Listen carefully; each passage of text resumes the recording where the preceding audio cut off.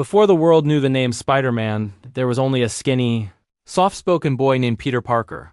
Peter lived in a modest house in Queens, New York, with his Aunt May and Uncle Ben.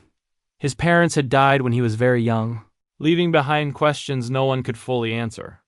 What Peter did know was this: Uncle Ben was kind, patient, and endlessly moral. Aunt May was gentle, worried, and loving to a fault. At school, Peter was invisible until he wasn't. He was brilliant, too brilliant. Teachers praised him. Classmates mocked him. His love for science and photography made him an easy target for bullies who valued strength over intelligence. Peter learned early how to endure pain quietly, how to swallow anger, and how to disappear into his thoughts. Yet beneath his shy exterior burned something powerful: potential. Peter didn't want to be famous. He didn't want to be a hero. He just wanted to matter. Chapter 2. The bite that changed everything. The field trip was supposed to be boring. A visit to a high-tech science laboratory, filled with glass cases and blinking machines. Peter drifted away from the group, absorbed by a spider trapped in a web of lasers, an experiment gone strangely wrong. Then it happened. The spider fell. It bit him. At first, Peter thought nothing of it.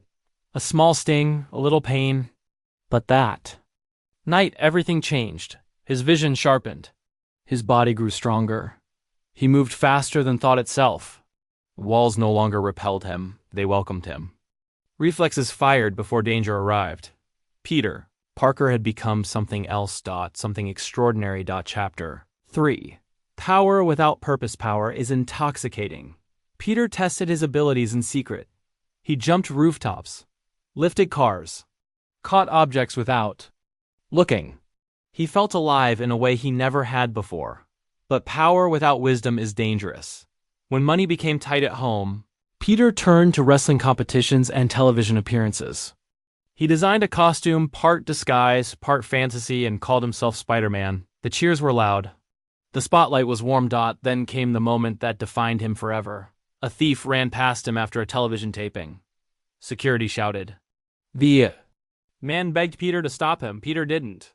"It's not my problem," he thought that night. Uncle Ben was shot by the very same criminal. Peter found him bleeding on the floor, and the world shattered. Chapter 4. The lesson that never fades. Uncle Ben died in Peter's arms. The guilt nearly destroyed him.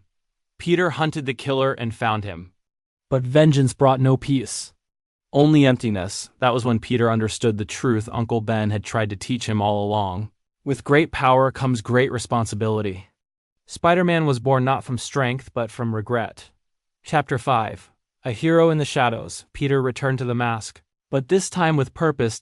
He stopped muggings, saved people from fires, interrupted crimes no one else noticed.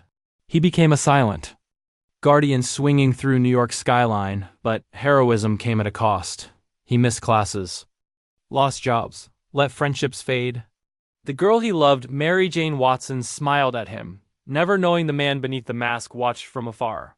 Afraid to bring danger into her life, the city loved Spider-Man, the press didn't. J. Jonah Jameson labeled him a menace, twisting every rescue into a crime. Peter, working as a photographer for the Daily Bugle, sold pictures of himself being hated. Heroism, Peter learned, was lonely. Chapter 6. Monsters with human faces. Every hero creates their own villains. The Green Goblin. Norman Osborn, a brilliant scientist, lost himself to madness and power. On a glider of death, laughing through chaos, he attacked the city and Peter's heart. When Norman discovered Spider-Man's identity, the war became personal. The battle ended with tragedy. Norman died by his own weapon, and Peter learned that saving the world doesn't always mean saving everyone. Dr. Octopus Otto Octavius wanted to harness limitless energy.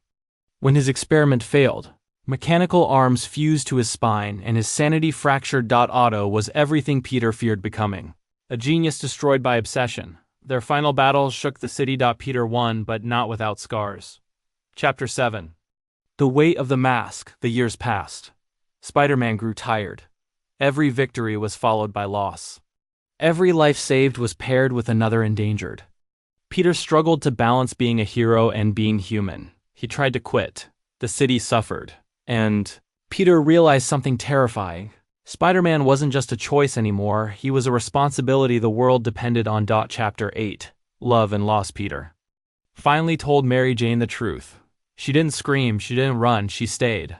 For a time, happiness returned. But villains never stop watching. Danger followed Peter wherever he went. When Mary Jane was taken by an enemy seeking revenge, Peter learned fear like never before. He saved her, but the message was clear. Anyone close to Spider-Man could be destroyed. Peter chose distance over love, and it nearly broke him. Chapter 9 The enemy within. The darkest battle wasn't against villains, it was against himself. A strange black substance bonded to Peter, amplifying his powers and his anger. The symbiote fed on rage, turning Spider-Man brutal, careless, cruel. Peter saw what he was becoming, and tore it off. The symbiote found another host, Eddie Brock, and became Venom, a living embodiment of Peter's worst impulses. Their clash was savage. Personal. Peter won not through strength, but through self-control. Chapter 10 A city that believes. Years of sacrifice changed the city. People began to defend Spider-Man. Children wore his mask. Strangers trusted the hero they once feared. Peter understood something profound. Being Spider-Man wasn't about being perfect. It was about never giving up. Chapter 11 Legacy. Peter grew older. New heroes emerged. Some wore his symbol. Others followed his example. Spider-Man wasn't just a man anymore. He was an idea. A promise that anyone, no matter how small, scared or broken, could rise when it mattered most. Chapter 12 The Last Swing. One evening, as the sun dipped below the skyline, Peter Parker stood atop a building and looked out at the city.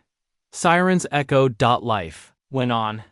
He put on the mask and swung forward into responsibility, into hope, into the endless story of Spider-Man. Because as long as someone needed help, Spider-Man would answer.